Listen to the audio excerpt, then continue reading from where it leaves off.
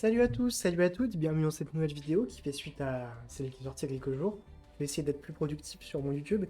Et du coup, je vous présente du gameplay de Traptrix. Donc je vais vous présenter une lose et une win. Une win qui vous montre un peu comment le deck marche quand il est pas interrompu entre guillemets. Et surtout comment il arrive à contrôler la partie.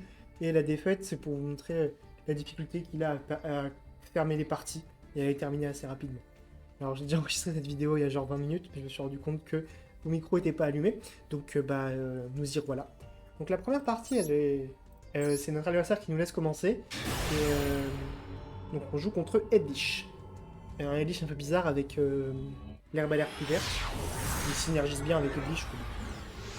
En fait, je dis bizarre parce qu'il a pas, il a pas 60 cartes, et en a 54. On va encore une fois baisser le son, parce que c'est toujours un peu fort. Et pause toi. Je commence. Maintenant, je vais commenter ma main. D'abord, c'est Prospérité H, Exceed, Shade Brigandine et Trap du Poursuiveur. C'est une excellente main, c'est ce qu'on veut voir. Si évidemment Prospérité nous révèle un starter Traptrix. Et c'est ce qui va se passer. On va avoir le droit à un Mermello. Même à deux Mermello. Et du coup, voilà. On va prendre évidemment Mermello. On va le norm, et là tout ce qui peut nous embêter c'est le gamin sur Marmelo. Étant donné que notre adversaire nous a laissé commencer, j'ai eu peur, mais heureusement c'est pas le cas. Alors j'ai choisi de prendre Trap du Fossoyeur en target à Marmelo, simplement parce que notre Serra va nous donner une autre trappe, donc soit je prenais Trap du Fossoyeur maintenant, soit en fait c'est la carte que je veux le plus, et surtout j'ai pas envie de prendre Trap Van, parce que l'adversaire il saurait que j'ai Trap Van, et du coup il serait peut-être un peu plus réservé sur sa normal summon. Alors que s'il ne sait pas que j'ai des interrupts pour la normal summon, par exemple avec Rafflesia, et ben il va peut-être se commit plus rapidement. C'est mon chemin de pensée. Donc je vais faire Serra évidemment, déclarer Exceed parce qu'il y a un lien qui a été fait, bon, ça on peut laisser. On va faire l'effet d'Exceed, c'est Exceed, pas une Rafflesia.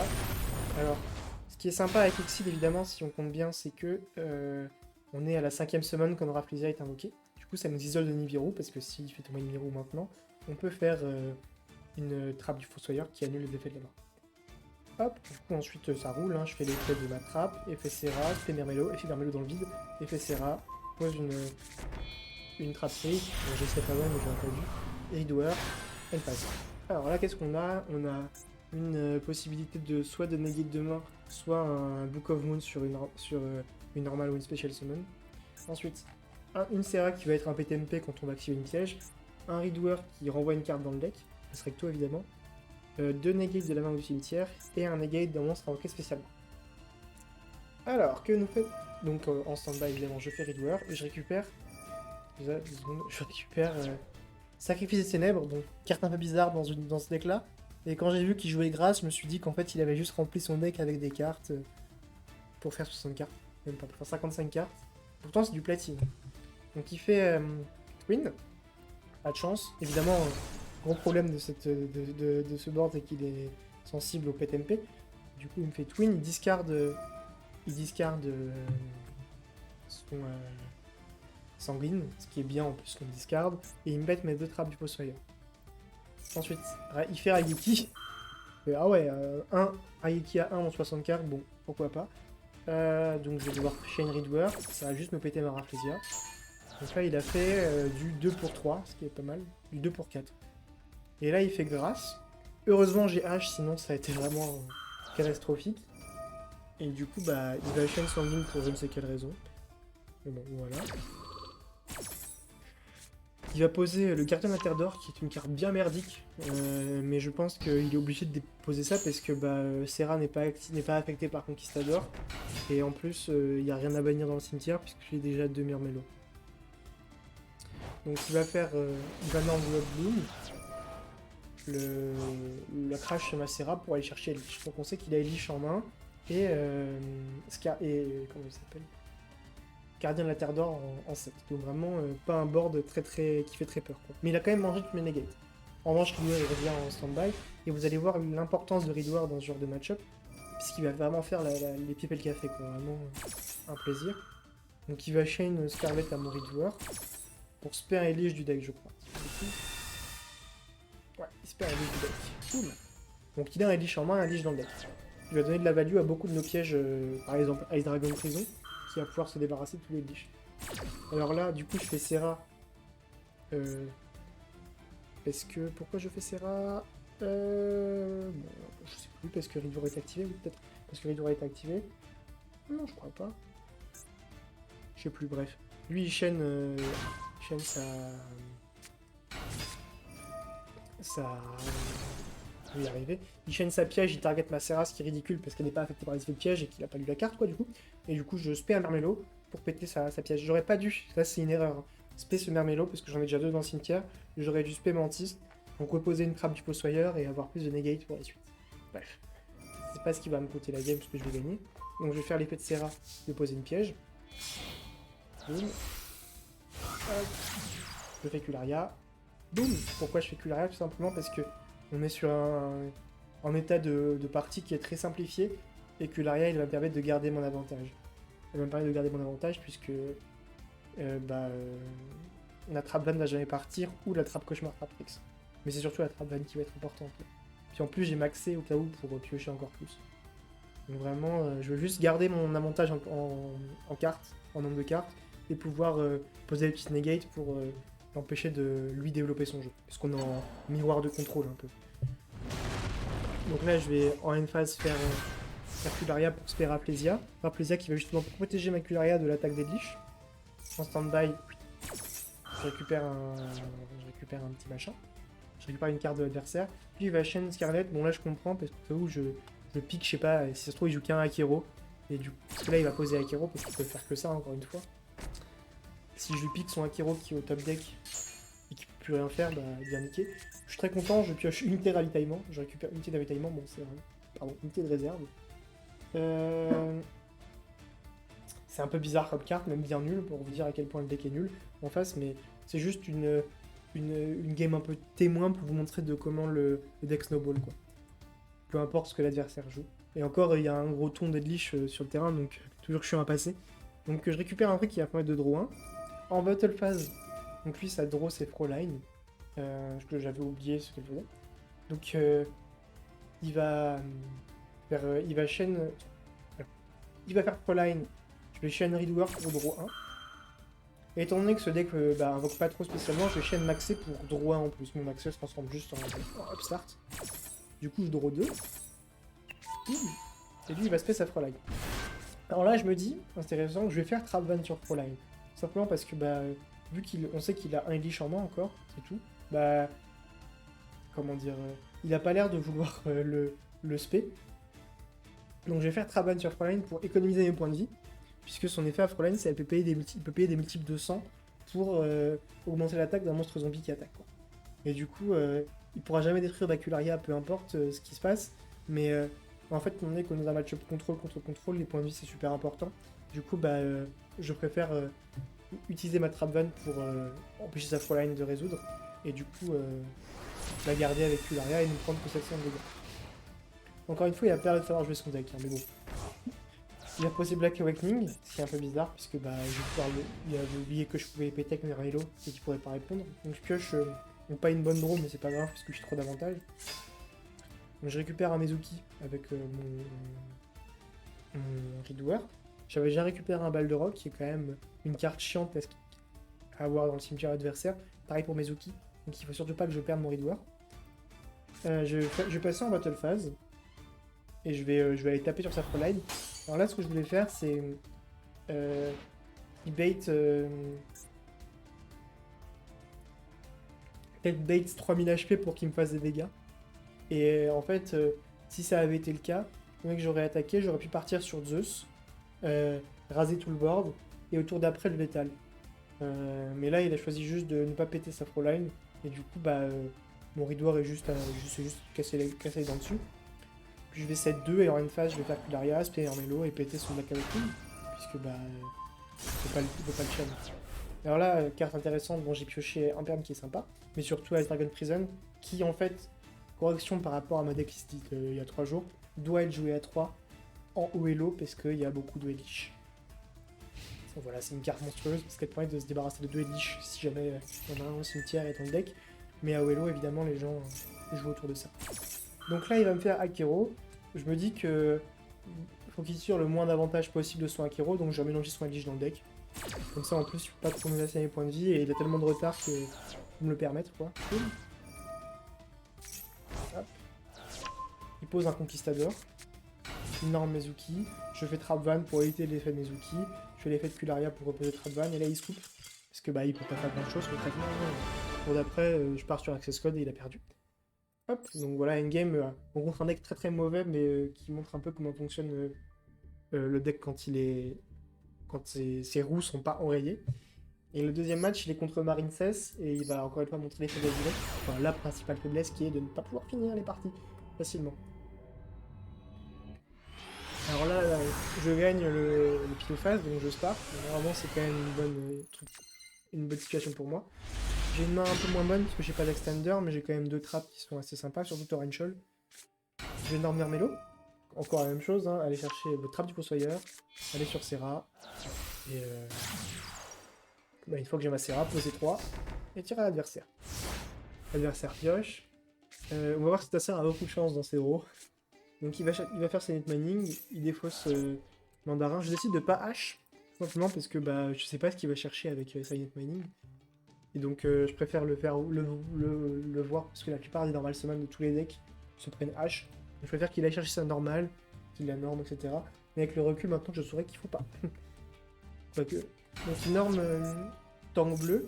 Je vais H l'effet de Foolish. Et du coup, parce que je sais pas ce qu'il va Foolish et il peut partir sur ses combos dès qu'il le fait. Il y a un sur Mollusque bleu. Mollusque bleu qui récupère le cimetière à la main, la normale summon, ce qui est un peu embêtant. Hop, donc il va récupérer ça. Là, je choisis de pas faire Trap Cauchemar Trap Tricks. Avec le recul, j'aurais peut-être dû, hein, parce que.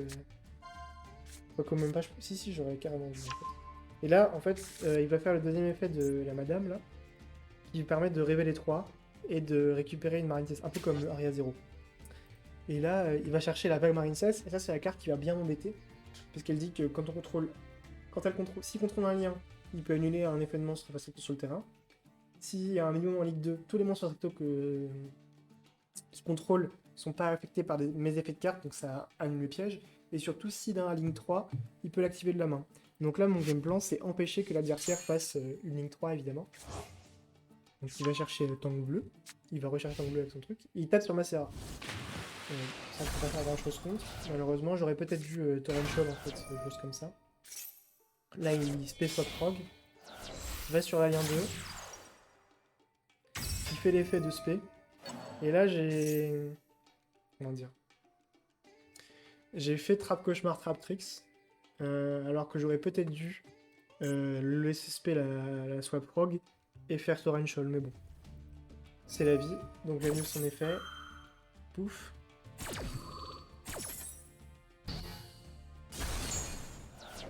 Hop, ça annule l'effet. Il va récupérer ça à la main.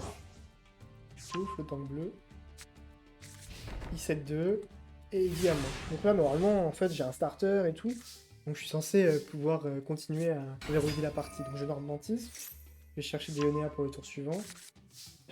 Je peux rien faire d'autre que passer en tête pas de taper. C'est ça le problème quand on n'a pas d'extender au tour 0, c'est que vraiment on n'a pas de présence sur le board, quoi. Du coup je vais faire Serra. Et je vais le laisser continuer. Il continue à faire ça. Il fait sa norme de la carte qu'il a récupérée. Il refait une ligne 1. Là, le problème c'est que je dois l'empêcher d'aller sur une ligne 2 parce que sinon il fait la vague. Et du coup il détruit ma carte. Alors. Il chain block sa tank bleue. Donc là il révèle Foolish, Swap Frog et H. Donc il révèle Foolish, hein, je tiens à le dire. C'est la carte qui va droit après. Spoiler. Alors qu'il l'a reménagé dans le deck, donc vraiment pas de chance de mon côté. Cheval de mer, donc il peut le spé parce qu'il a une zone pointée. Et donc là je fais Torrential pour éviter qu'il fasse justement une lien 2 après. Et qui l'empêche, ses monstres Marine 16 d'être affectés par mes pièges. Et là il va chain Droplet, envoyer sa vague au cimetière et target ma Serra pour qu'elle se fasse raser par le Torrential, qui est bien embêtant. Et là encore une fois, le problème c'est que j'ai que 2 Serra dans mon extra. Et il faut en jouer une 3ème. Donc là je suis bien dans la merde. Et pour éviter qu'il repasse une lien 1 et qu'il reparte sur ses plaies, je fais la trappe du Fossoyeur sur le crapaud samouraï. Puisque je me dis, il a aucun moyen d'envoyer un autre crapaud au cimetière pour ce tour ou le tour d'après. Parce que voilà, il a rien. À part s'il spé swap avec une grenouille démon dans la main, quoi. Donc hop, je draw Vésiculo, qui est pas une super draw parce que j'ai pas de piège. Je donne des ENA, je fais l'effet, je cible Mermello, et là il fait maxé. Alors là, voilà un problème. Encore le gros problème du deck qui va avoir pendant ce tour-là, c'est qu'en fait, si là je décide en fait de juste péter sa carte avec maxé, de passer en battle, de le taper, et de passer tour. Simplement parce qu'en fait, je peux concrètement rien faire d'autre. Dans mon extra, je pourrais faire une Cularia, chose comme ça. Mais c'est un peu compliqué, quoi. Donc, soit l'idée c'est... comment dire? En fait, je pouvais littéralement rien faire, quoi. C'est... soit je prends le maxé, et en fait, si je fais Cularia, je lui laisse draw 2 en plus, parce que j'ai pas du tout envie de faire en termes de carte d'avantage, c'est pas bon. Soit c'est tout, quoi. Soit je fais un X64, ce qui fait draw 1, mais quel X64 je peux faire à part Rafflesia? J'aurais peut-être pu faire... En fait, j'aurais pu faire Rafflesia et échanger une negate pour un draw 1, quoi. C'est même carrément ce que j'aurais dû faire, en fait. Mais je vais décider en me disant qu'avec seulement 3 cartes, il peut pas faire grand-chose, puisqu'il est déjà passé sur toutes les...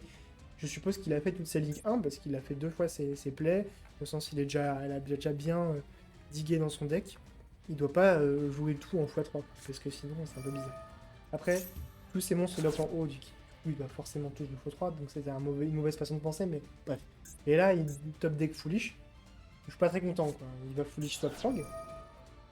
Je sais pas si Foolish est à 1, mais bon, voilà. Donc là, il fait Ronin. Je fais maxer en me disant, bah, j'ai peut-être pouvoir draw H, chose comme ça. Et là, il me fait H sur mon maxé. Et bah, c'est perdu, quoi, parce que j'ai plus rien, quoi. Et évidemment, donc, il peut spé son Ronin. Je me dis, bah, en vrai, sa Link 1, elle demande un Marine 16. Donc ça va, je suppose. Et là, il révèle qu'il a un extender en main, et pas n'importe quel extender, un extender qui lui permet de remélanger 3 hauts de son cimetière dans son deck. Donc vraiment, une main un peu goldée, et bon bah, au-delà de peut-être une mauvaise gestion de piège, je pense qu'il a eu beaucoup de chance là-dessus, et du coup, bon, bah, ce sont des choses qui arrivent. Et du coup, bah là, il peut faire tout son combo, parce qu'il n'y a plus d'interruption.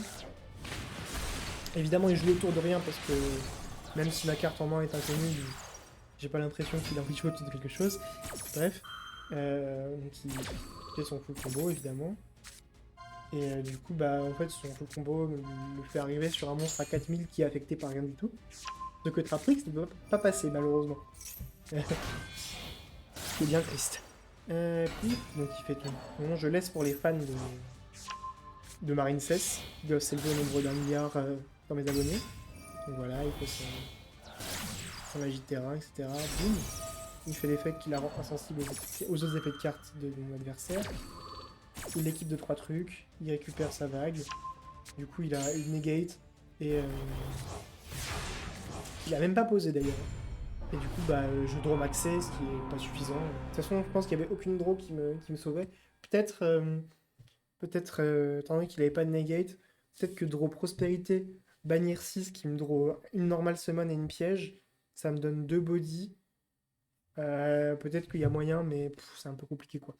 Bref, quoi qu'il en soit, voilà, ça vous montre la grosse faiblesse du deck, qui est de ne pas pouvoir finir ses parties. Et surtout, du coup, ça demande d'être extrêmement connaisseur de tous les decks possibles pour savoir quand les interrompre au maximum afin de gagner le plus d'avantages possible. Chose que je ne savais pas contre Marine 16, ce qui m'a coûté la défaite. Du coup, ce qui m'a coûté la victoire plutôt, et m'a amené la défaite. Donc voilà, j'espère que ces 2 parties vous auront plu, que ça vous a peut-être donné envie de crafter le deck si jamais c'était dubitatif. Et voilà, n'hésitez pas à m'ajouter sur Master Duel, à me suivre. Attendez, je vais vous montrer mon super... C'est là? Je crois que c'est là. Oui, voilà, n'hésitez pas à me suivre si vous voulez. Je vous souhaite une bonne soirée, une bonne journée pour ceux qui le regardent en journée. Et je vous dis à bientôt, en espérant que cette vidéo vous aura plu.